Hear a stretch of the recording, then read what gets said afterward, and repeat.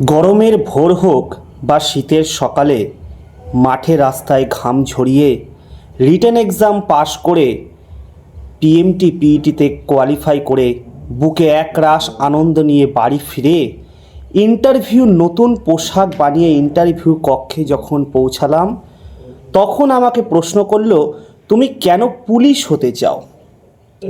এই প্রশ্নটি ইন্টারভিউ আধিকারিকরা যখন আমাকে করলো তখন আমি কি উত্তর দেব?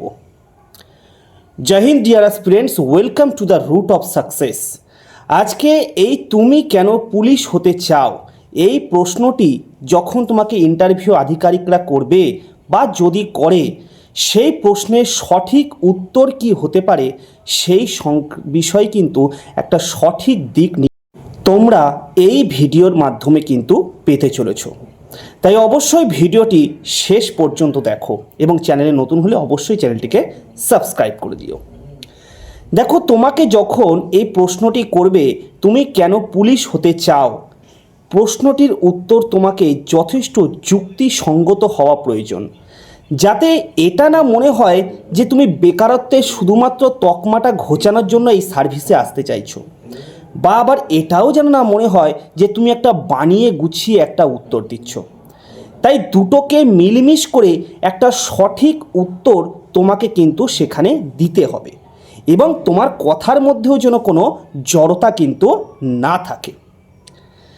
দেখো, এই প্রশ্নটি যদি তোমাকে ইন্টারভিউ যেখানে হবে সেইখানে স্যার ম্যাডামরা যদি করে, তোমরা প্রথমে বলবে যে স্যার, আমি পশ্চিমবঙ্গ পুলিশের পরীক্ষার জন্য আমি সঠিকভাবে প্রস্তুতি নিয়েছি, মাঠ ক্লিয়ার করে রিটেন টেস্ট কোয়ালিফাই করে আজকে আমি এখানে এসেছি, তাই আমি মনে করি এই চাকরির জন্য আমি যথেষ্ট উপযুক্ত এবং ইউনিফর্ম সার্ভিসের প্রতি আমার একটা বরাবরের আকর্ষণ ছিল।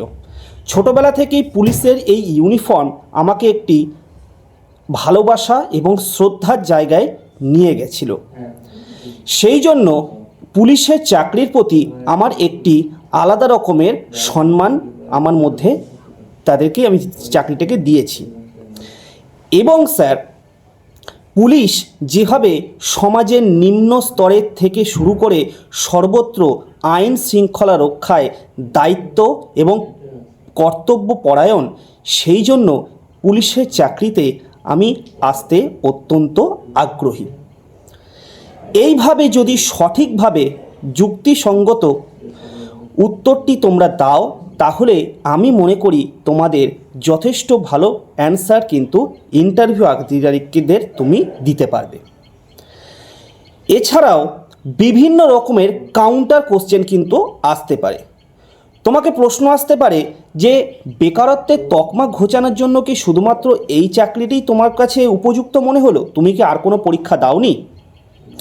তখন তুমি বলতে পারো যে আমি স্যার বিভিন্ন পরীক্ষাতেই অবতীর্ণ হয়েছি, আমি বিভিন্ন পরীক্ষাতে অ্যাপিয়ার করেছি, কিন্তু এই পশ্চিমবঙ্গ পুলিশের পরীক্ষায় আমি প্রতিটি ধাপ, গত দুটি ধাপ সফলভাবে উত্তীর্ণ হয়ে আজকে আমি আপনাদের সামনে ইন্টারভিউ দিতে এসেছি। ব্যাস। এছাড়াও তুমি বলতে পারো আরেকটা উত্তর যে আমাদের মতন একটি নিম্ন মধ্যবিত্ত পরিবারের কাছে একটি সরকারি চাকরি যথেষ্ট বড় বিষয়, তাই পশ্চিমবঙ্গ পুলিশের চাকরিটি যদি আমি পাই তাহলে আমি আমার পরিবারের পাশে দাঁড়াতে পারবো। এইভাবে গুছিয়ে সুন্দরভাবে উত্তর দিতে হবে, কথায় যেন কোনো জড়তা না থাকে এবং মুখে যেন একটু হালকা হাসি থাকে। তাহলে আশা করি তোমরা এই ভিডিও থেকে এই উত্তরটি পেয়েছো। চ্যানেলটিকে অবশ্যই সাবস্ক্রাইব করবে এবং আগামীকাল থেকে এখনও দুদিন মাঠ বাকি আছে, সেই দুদিন যারা মাঠে যাচ্ছ সবাইকে জানাই অনেক অনেক শুভেচ্ছা এবং ইন্টারভিউর জন্য ভালো করে প্রস্তুতি তোমরা নিতে থাকো। জয় হিন্দ।